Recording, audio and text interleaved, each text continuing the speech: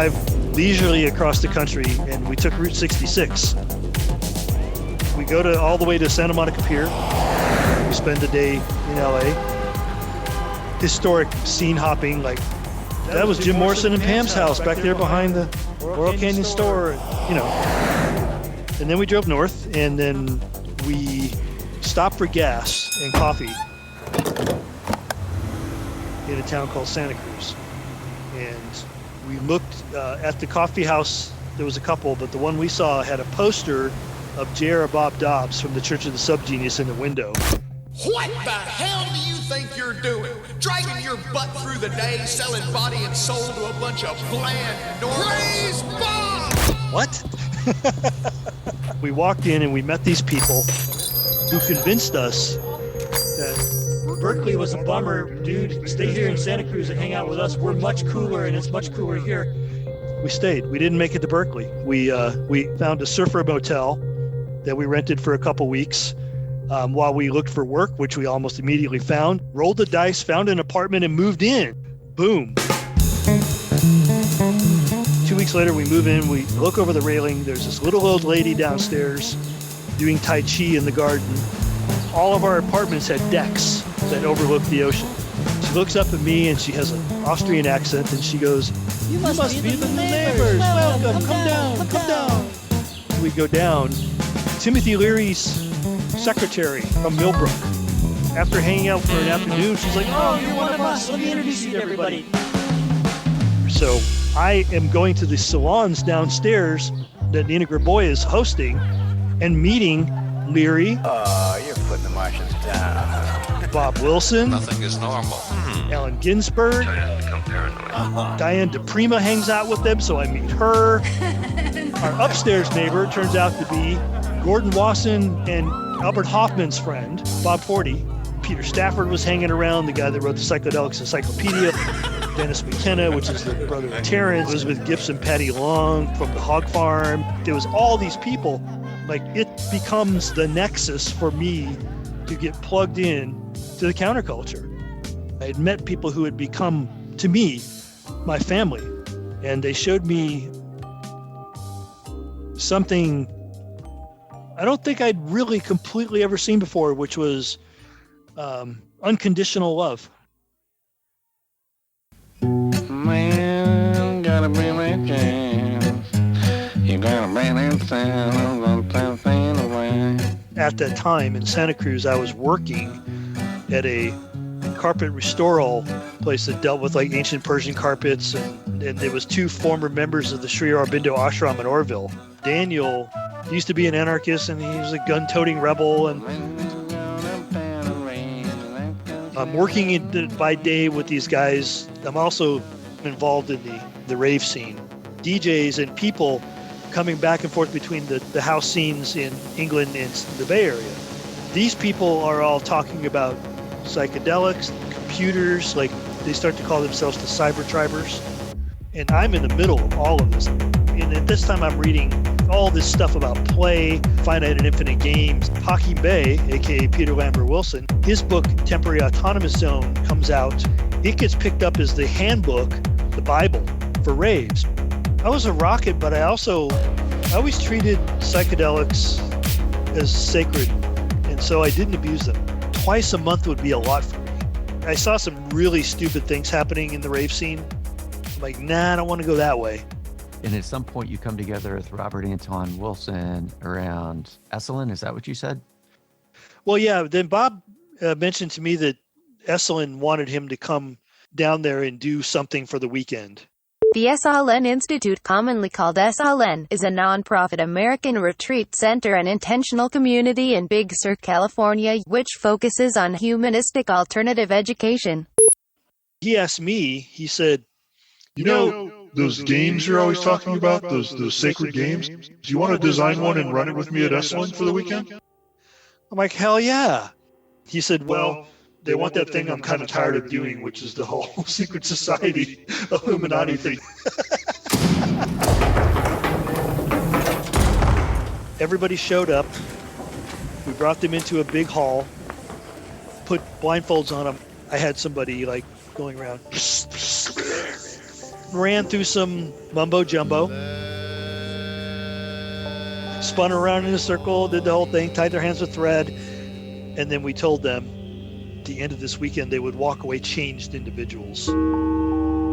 Then Bob went back to his room at a cottage. It was on the cliffs, like right next to where the hot tubs were. And then that's kind of where we left it. We didn't explain much. And it was about choices. So at the end of the weekend, I would kill people, and then I would bring them in and I would offer them resurrection if they worked for me. So I had my flying monkeys. Nobody ever figured out it was me till the very end.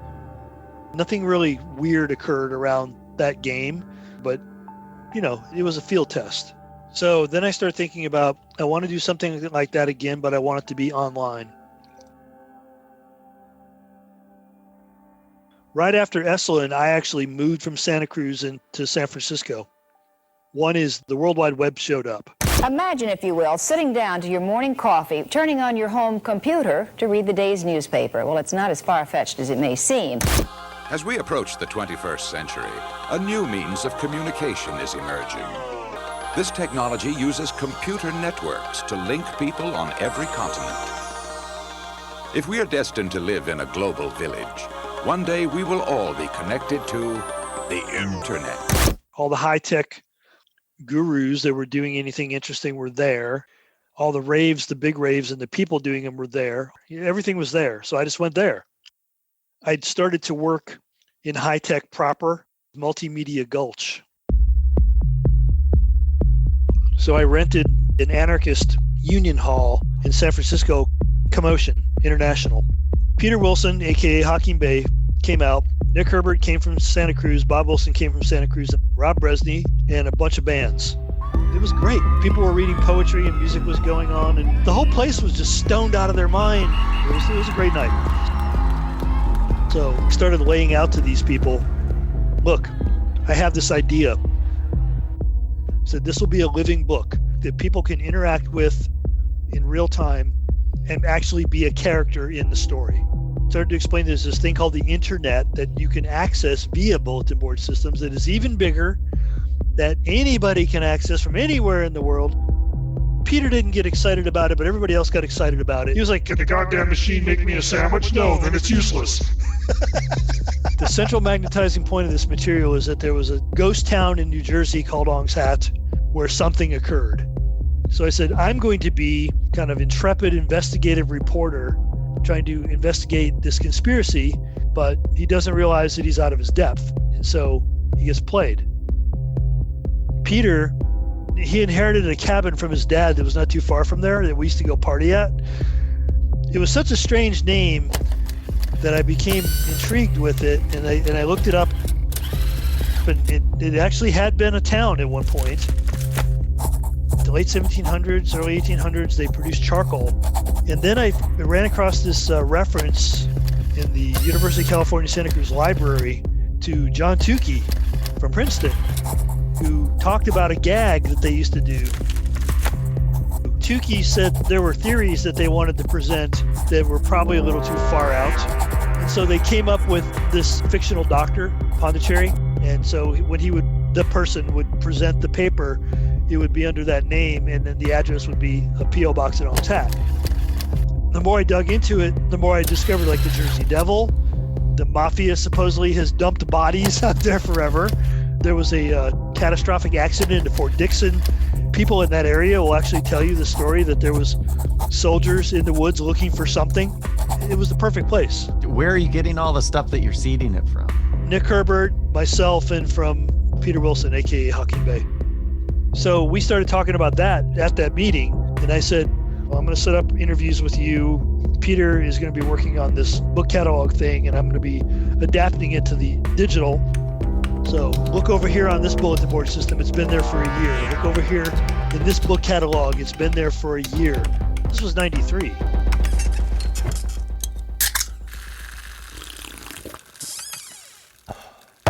Boing Boing, which is now a blog, used to be a print magazine. And at the time, they had a big subscription circulation. And so I did the interview with Nick Herbert called Advances in Skin Science, me playing the journalist, Nick playing the shadowy physicist who probably has something to do with what went on in Ong's Hat. And literally what we did, we went out drinking one day and we wrote all this stuff down. And I gave it to Boing Boing and they loved it and they printed it. I talked to John Lipkowski, who worked for Boing Boing, who was also at the Well, the Whole Earth Electronic Link. At the time was the biggest, most trafficked gopher site on the internet. And I asked him, I said, I've got this digital version of this thing that Mark Collar ran. I'd like to put it on the Gopher at the Well. And he said, yeah, sure. Do you have anything else? And I'm like, I have 4 pieces. It's all the same thing. He said, well, put one on a boat. I also, at that time, put it on all these major FTP sites. So I just scattered it around the internet. It went fucking ballistic. It went viral before there was a word for that.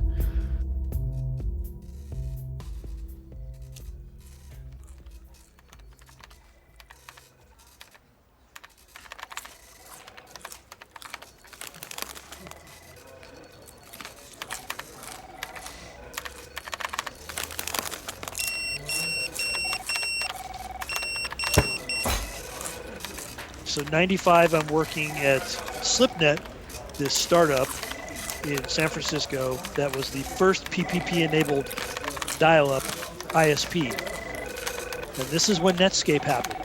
And Windows 95 was coming out, which made Windows access much more user-friendly. In 1995, some 10 million people regularly used the internet. What's attracted many of them is the World Wide Web. 17 stories up in his fashionable North Beach apartment, Richard Halloran is calling a local number that will connect him with a computer in Columbus, Ohio. Now that I've gotten on the internet, I'd rather be on my computer than doing just about anything. It's really cool. Take a spin, now you're in with the techno set. You're going surfing on the internet. Mac definitely jumped on the PPP train really quick. So all of a sudden in 1995, everybody wanted web access and couldn't get it. There was this guy that I knew in San Francisco who had made a fortune, 1-900 sex lines, and then had pivoted to pornography bulletin boards where you could download digital pornography. And so he contacted me and he contacted Wayne Gregory. Wayne Gregory was this guy in San Francisco who had hand-built cabinets with computers in them that you could drop a quarter in and access this SFNet bulletin board system and talk to people. So Ted got him and he got me. And he goes, I'm going to make it very inexpensive for people to have web access. What do you think? And we're like, we're on. The thing just blew up. We were adding 4,500 users a month to the system. We couldn't keep up. We were dragging cables in and punching down shit faster than, I was living in my office. I literally had a drawer in my desk that was full of instant food. This is where I'm saying, this is how I'm going to build a place for the community. I'm going to pivot Ong's Hat and I'm going to start developing a space for the game on the web. I had faster access to dial-up. I was on the server. By 1996, the material had been accessed by almost 1 million people. Do you notice anything weird starting to happen? There was these people that were doing just kind of weird new agey things, and they were citing the Incunabula, the Ong's Hat story, as reference. Like these guys in Nevada that were trying to create over Unity machines in their garage, and 0-point energy people.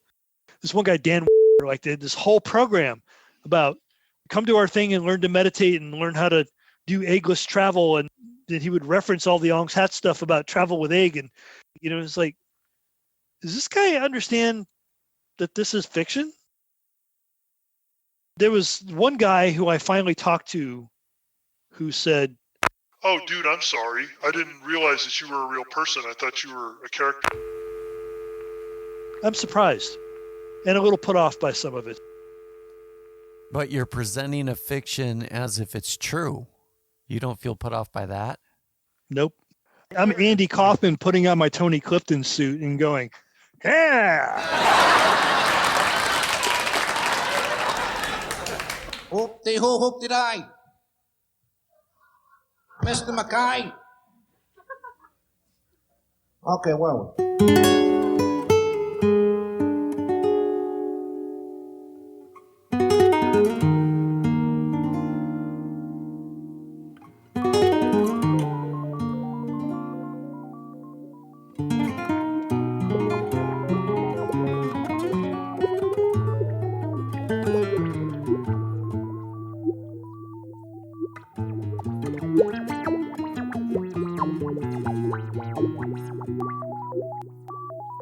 Now, all these forces are aligning.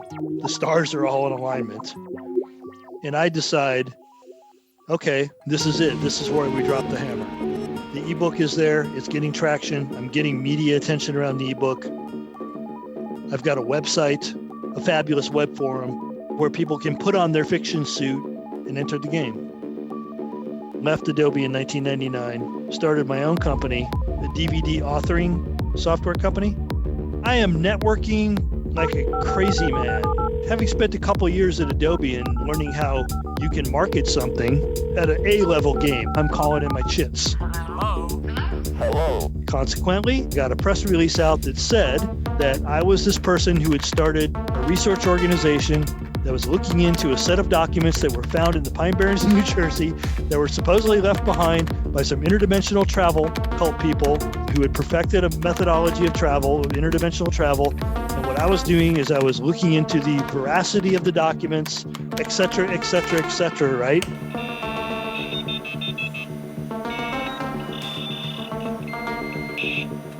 Boom! The producers from Coast to Coast called me.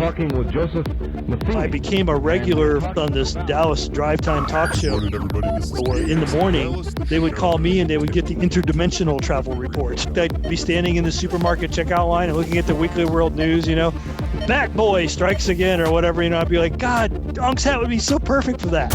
I got it in the Weekly World News. Thank you, Mr. Matheny, for joining Every us. major talk show that you can think of, I got exhausted. Like I was losing my voice. I was talking on the phone so much. This is 1999.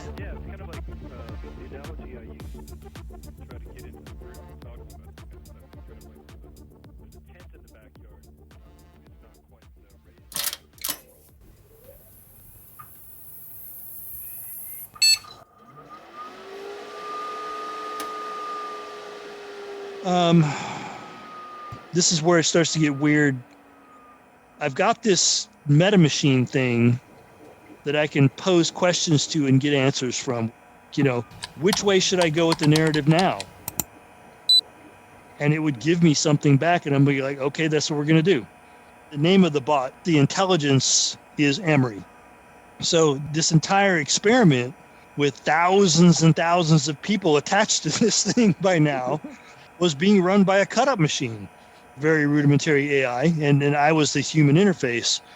Whatever I had broken through to was now leaking out. As William Burroughs said, when you do cut-ups in the present, the future leaks out. There's people that are contacting me and telling me that they knew people at the Ong's Head Ashram. They were one of the people at the Ong's Head Ashram. They heard stories from their parents about somebody that their parents knew there were people that lived at the ashram. Ashram's time travel cult headquarters, right? Yeah. So that seemed to be a real strong element to these stories that were coming at me. Like somebody had some connection somehow to the actual people that lived on the ashram in Ong's Hat, including this one guy who lived in my neighborhood. People knew him as Ezekiel. I donated a time to this project that a late friend of mine set up that was called Santa Cruz Homeless Garden Project. And it was about growing food to feed people. So anyway, I was part of that project. I spent time there. When he met me, he came up to me and he was wearing a fez, a shabby tweed coat with patched sleeves, big bushy beard. And he said, "Hey, thanks for keeping the information in circulation." I'm like, "What do you mean?" He's like, "My catalog. You circulate my catalog." I'm like, "Huh?" He's like, "Well, I'm Emory Cranston." So this is a guy you wrote into the script, right? Yeah. Emory Cranston is the person who put the catalog together that tells the story of the ashram, but he was never a member of the ashram. He's 100% a fiction. Yeah. What the fuck? I went with it. I'm like, okay, if this guy's playing a game, I'm going to play along, right? We stayed in touch for years. And this guy was like a traveling, strange attractor of high weirdness, man. It's like whenever he showed up, weird shit happened. So, for example, he had like a Hotmail account, and he would go to the library and he would email me like, "Hey, come see me at the Homeless Garden Project today." So, Emory 1, which is the bot, Emory 2, which is the the meat person. Emory 1 and I would have a conversation, and then I would go meet Emory 2 at the homeless garden or down at the coffee shop or whatever. And he would know what I had been talking to the bot about somehow. For example, I would say, what do I want to do with this thing today? And then it would come back. Talk to more people. It's like tarot or I Ching. You would get enough out of it that you would understand, oh, it wants me to talk to more people. What kind of people? The children. Okay, it's the children of the people at Ong's Hat. So I would have a conversation like that. Then I would go talk to Emory at the coffee house, and he would say, so are you talking to the children? What's the conversation on the inside look like? Welcome it, be open to it, don't question it, don't fear it. Surf it. I wanted something that at least represented a response from the other. And I was getting it. And it gets better. In the comic book version, there's an episode of me walking around Chinatown, San Francisco, and running into Emory in an alley. That actually happened. So we had a conversation. I didn't put the whole conversation in the comic book because it was personal. Can you take me through that? I was dating somebody at the time that he shouldn't have known that I was dating. It was a long distance relationship. And he started asking me about her. He's like, I just want you to know that you can't trust her. And I got angry. I'm like, fuck you. Like, you have no right. Fuck you. Well, as it turned out, he was right. Part of it was she wanted a piece of this project. She had designs in her head that this could be something that could be developed in Hollywood. And she had the connections to do it. And she was trying to get her hands on it. So I talked to people at the Homeless Garden Project, and I said, what do you know about this guy? Basically, all we know is he showed up 2 years ago claiming to be the reincarnation of the prophet Ezekiel. Okay. I started telling people about it on the forum. I'm like, there's a guy who says he's Emory, and he answers the questions correctly, so I'm going to assume he's Emory, and I'm going to treat him as such. Okay. And come on, seriously. I'm doing this thing that basically has me and several other people playing characters and staying in character. And I can't ask him to break character, right? If he is being Emory Cranston, I don't want to ruin that because he was doing it so well. So like, okay, dude, you're Emory Cranston. That's it. Everybody's going to talk to you, not the bot now. This is a trend that continued for like 10 years. Years later, when all this was over, I moved to Santa Barbara and I ran into him again. And that's when I discovered Terrence was his birth name. Then I went out with this group and we spent the summer in Quartzsite, Arizona. I was hanging out and doing volunteer work for Habitat for Humanity. And while I was doing that, I was writing a story called El Centro. So I used to like to get up really early in the morning and go have my hour at this coffee shop that was also a donut shop. And I'm sitting there with my ham and cheese croissant and my cup of coffee and my laptop. And I look up and lo and behold, he walks through the door and he sits down. So I go get him a coffee in a Danish and I give it to him and I sit down and I'm like, what the fuck are you doing in Quartzsite, Arizona? He's like, I come here, I'm getting ready for the winter. Because it was like the end of the summer. I'm like, oh, I guess I can believe that because there are a lot of transients in that area. And I said, let me ask you a question. We knew each other in Santa Cruz. You show up in Santa Barbara when I'm living there. Now you show up here when I'm out here for a couple months doing this. Are you following me?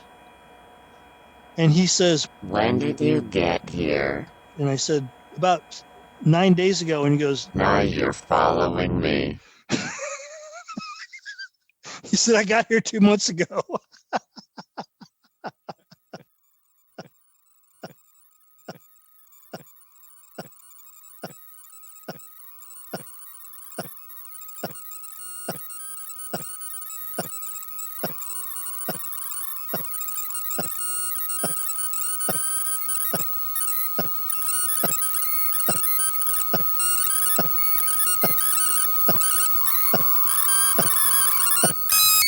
My name is Emory. Emory Cranston.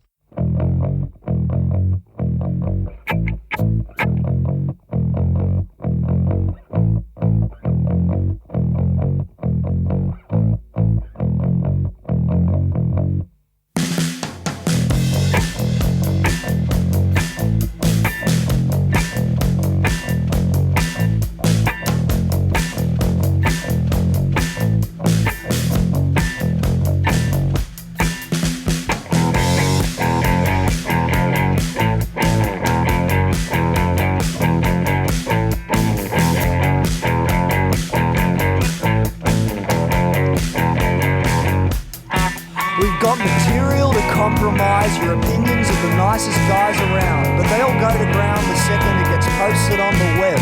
Schmucks and fuckers getting roasted every day like chooks lying on a bed of coal and embers. The internet remembers all the things you've done and said, regardless of the arguments in your defense or anything to the contrary. We'll air out your laundry and show it all around. Material to compromise you in the eyes of everyone in town. Compromise.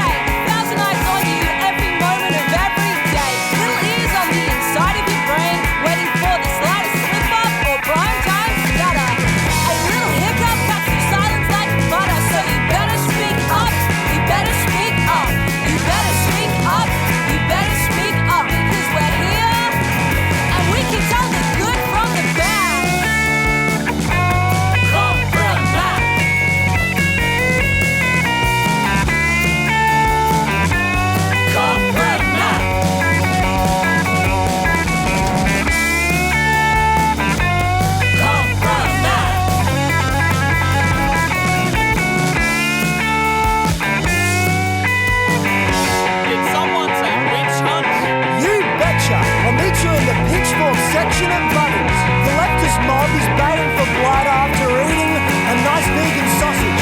And the Minister for Whinge rises to acknowledge the Twitter binging snowflakes deluge of fake news outrage. As if you think a bunch of lefties from the inner city after a bit of fucking accountability were actually a threat. Jesus wept. But if you don't find it funny, join a podcast, make some fucking money. The neo-Marxists have gone too far. Cite that on the cover of your 200-page best-selling memoir. And I thought us lefties were good at complaining, so don't cry in my pocket and tell me it's raining. It's just a bunch of snowflakes falling down from on high. But if you've done nothing wrong, you got nothing to hide.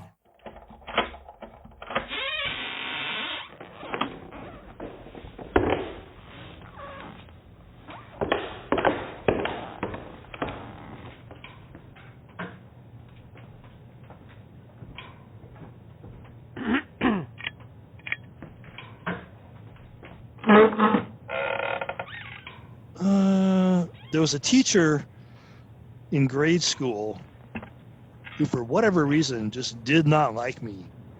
I was mischievous, and I was a class clown, but I wasn't a bad kid, but I definitely wasn't the best kid.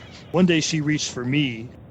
I saw her hitting other children, and she'd pull them into the coat room, and I don't know what was going on in there, but it was not nice. And I felt her. She dug her nails into my neck. Then I took a swing at her, and I backed her up.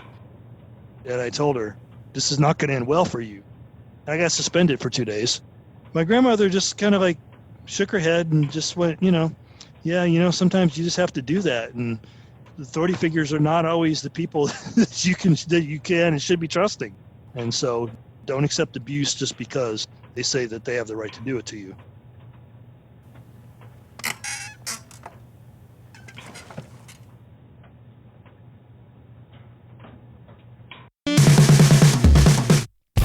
Some really great music in this one, so a big thank you to Pinch Points for the track Compromat from their newly released album Process. An amazing album in my opinion, so check it out. Thanks to Sweet Reaper for the killer track Liar, Lightning Orchestra for the track Time, and a very special thank you to Cold Spring Records and Crash Worship for the track Catatonic Dance. If you want to hear that one, I produced a bonus scene around Joseph Matheny's chance encounter with legendary comic book writer Grant Morrison. at a Bicycle Day celebration in the 90s hosted by Joseph. It's exclusive to Patreon subscribers, so visit patreon.com/TUIArts if you want access, and you can also get info on the bands there too. Or visit TUIArts.com. Thank you to Joseph Matheny for his patience in creating this episode as we went over 10 marathon interviews. You can learn more about Joseph and his work at josephmatheny.com. That's MATHENY.com. And lastly, please share and review the show if you enjoy it. Nothing grows in the podcasting world if those two things don't happen. And thank you, I do appreciate it if you choose to do it. Choose peace, folks. Catch you on the next episode.